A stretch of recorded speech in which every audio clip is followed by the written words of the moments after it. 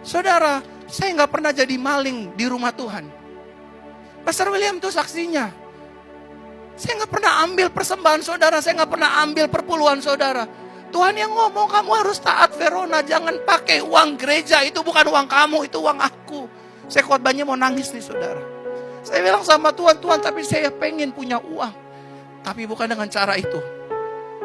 Meskipun ada banyak pendeta, ada banyak hamba Tuhan, banyak gembala pakai uang gereja. Tapi itu bukan uang kamu, itu uang jemaat, itu uang Tuhan.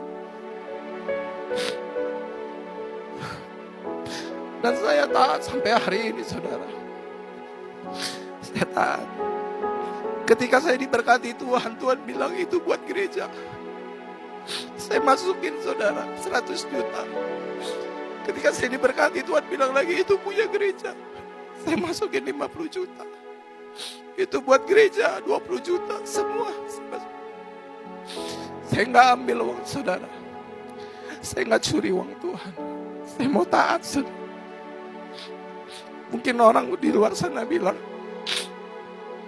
saya pendeta naif, saya pendeta yang bodoh. Tapi saya mau taat. Saya tidak akan ambil uang saudara. Demi Tuhan di mimbar Tuhan ini. Dari awal gereja berdiri, saya nggak ambil uang jemaat. Bahkan saudara, tahun 2017, saya ada di Kempinski. Lagi makan sama teman-teman pendeta. Lagi enak. Habis KKR. Saya makan saudara. Saya ketawa. Tiba-tiba Tuhan bicara dalam hati saya. Kamu enak tertawa di tempat ini. Kamu enak bersanda gurau bersama teman-temanmu. Tahukah apa yang kamu makan dari makanan yang kamu makan? Dari manakah asal uang itu? Tuhan info saya itu uang orang sakit. Itu uang orang sakit yang dipakai sama teman-teman pendetamu. Untuk mencukupi kehidupannya di hari lepas hari. Saat itu saya muntahin semua makanan yang saya makan, steak yang saya makan. Yang harganya 500-700 ribu saya muntahin saudara. Setiap ibadah kesembuhan kami dapat uang 300 juta, 200 juta, 90 juta. Tuhan bilang sama saya di toilet, kamu sedang berdiri di atas penderitaan orang. Itu uang orang sakit, itu uang orang kanker, itu uang orang tumor. Kamu menyalahgunakan jabatanmu. Saudara, sejak tahun 2017, 18 sampai 2024 sampai saya dipanggil Tuhan. Saya udah janji sama Tuhan. Tidak satu sen pun uang orang sakit akan saya terima. Tugas saya berdoa dan ikhlas. Saudara kalau memberkati saya. Atas kesembuhan saudara, berkatilah gereja Tuhan. Saya dilarang keras untuk menerima uang orang sakit.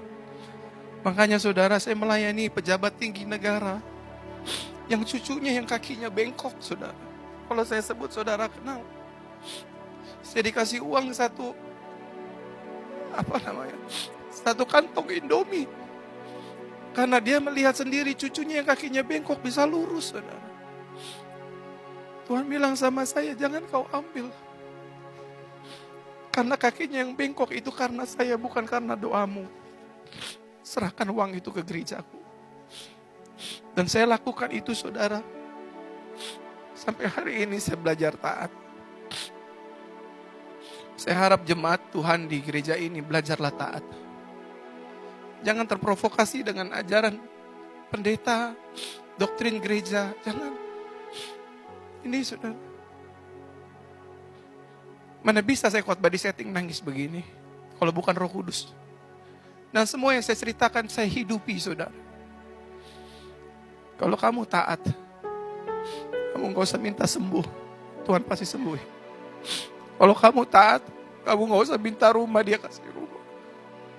Kalau kamu taat, kamu gak usah doain suamimu untuk kembali. Dia pasti akan kembali. Kalau kamu taat, sakitmu pasti sembuh. Belajar taat, saudara. Jangan jadi pemberontak, jangan seperti Yunus. Tuhan suruh seorang istri cukup punya satu suami. Sebaliknya suami cukup punya satu istri. Taat. Jangan ngingini harta sesamamu. Taat, saudara. Kita harus cari untung dalam berbisnis, tapi jangan buntungin hidup orang. Taat sama Tuhan. Kalau saudara taat, percayalah, saya sebagai wakil Tuhan, saudara akan mengalami kemenangan dan penuaian besar. Tepuk tangan buat Tuhan.